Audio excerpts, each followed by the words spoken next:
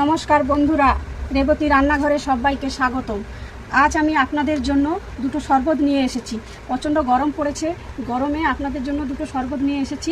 একটা শরবত আমি বানাচ্ছি পুদিনা পাতা আখের গুড় দিয়ে, আর একটা বানাবো এই যে দেখছো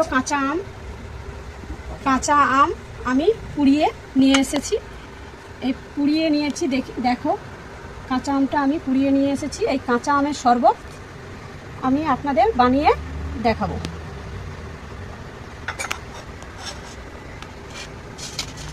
শরবত বানানোর জন্য আমি এখানে মিশ্রি নিয়েছি।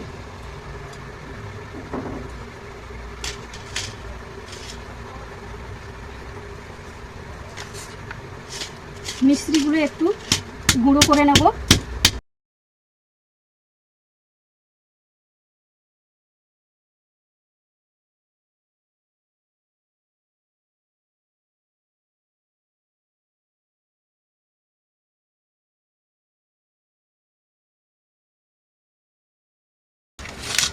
আমি এর মধ্যে কিছুটা মিশ্রি নিয়ে নিলাম।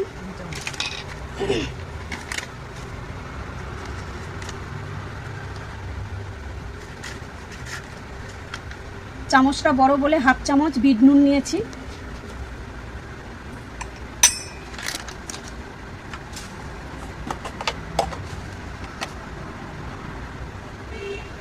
হাফ চামচ মৌরি নিয়েছি।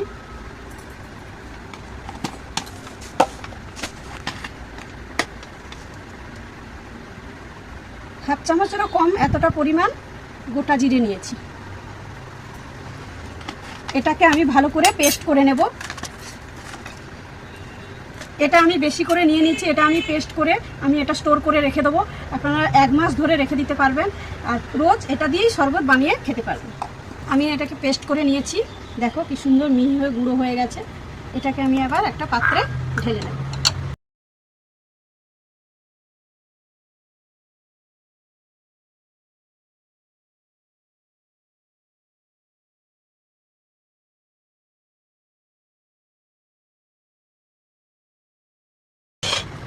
দেখো বন্ধুরা, এটা পুদিনা পাতা।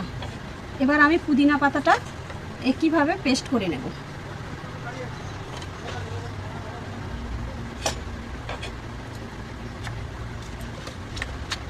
সামান্য একটু জল দেব।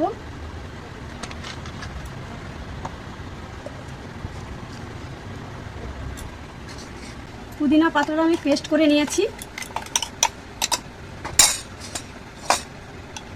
এর মধ্যে জল দিয়ে দিচ্ছি।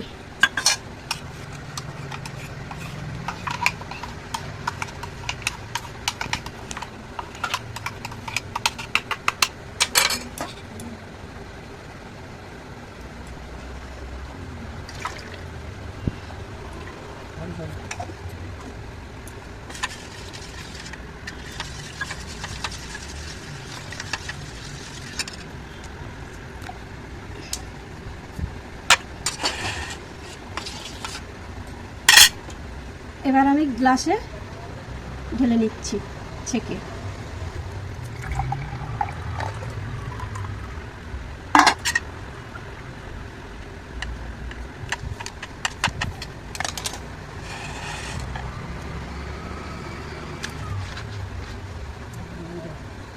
এর মধ্যে আমি আরেকটু জল মিশিয়ে দিলাম।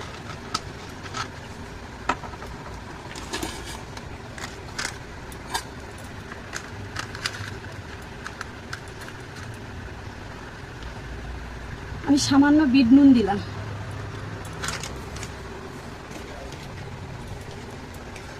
আর পুদিনা পাতা শরবতে আমি 1 চামচ আখের গুড় দিলাম। আখের গুড় আমাদের পেট ঠান্ডা করে, আর পুদিনা পাতা তো পেট ঠান্ডাই করে, শরীর সুস্থ রাখে, ভালো রাখে। হাফ পাতিলেবুর রস দিলাম।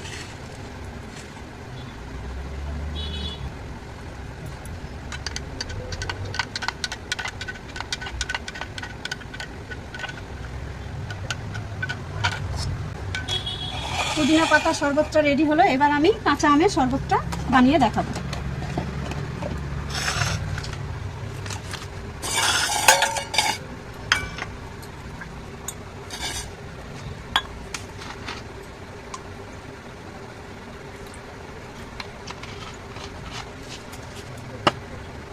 আমি এই পাত্রে 1 গ্লাস জল নিলাম।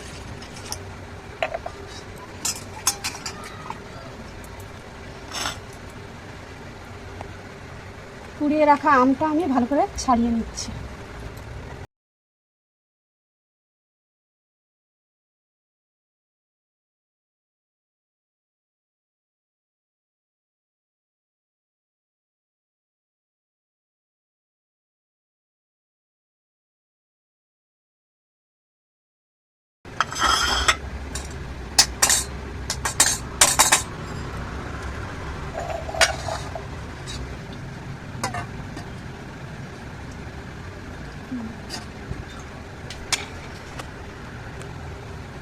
আমটা আমি ভালো করে চটকে নিয়েছি। এবার এর মধ্যে দেওয়া মিশ্রি, মৌরি আর জিরে আমি একই সঙ্গে গুঁড়ো করে রেখেছিলাম, 1/2 চামচ দিই।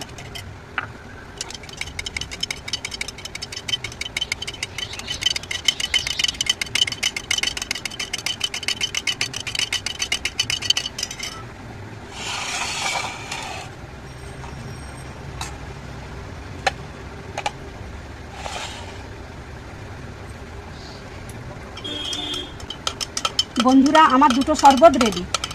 এত গরমে আমি আপনাদের এই শরবত নিয়ে এসেছি শরীর ঠিক রাখতে, পেট ঠান্ডা রাখার জন্য।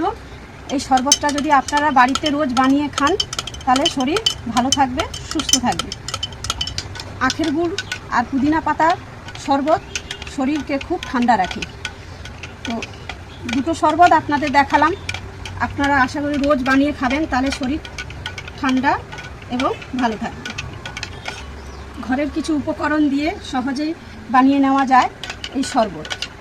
তো বন্ধুরা, আপনাদের শরবতটা কেমন লাগলো? যদি আমার এই রেসিপিটা ভালো লাগে তাহলে একটা লাইক, কমেন্ট, শেয়ার করে আমার পাশে থাকবেন। এই গরমে সবাই ভালো থাকবেন, সুস্থ থাকবেন। দেখা হবে পরের রেসিপি নিয়ে। Bye, tata.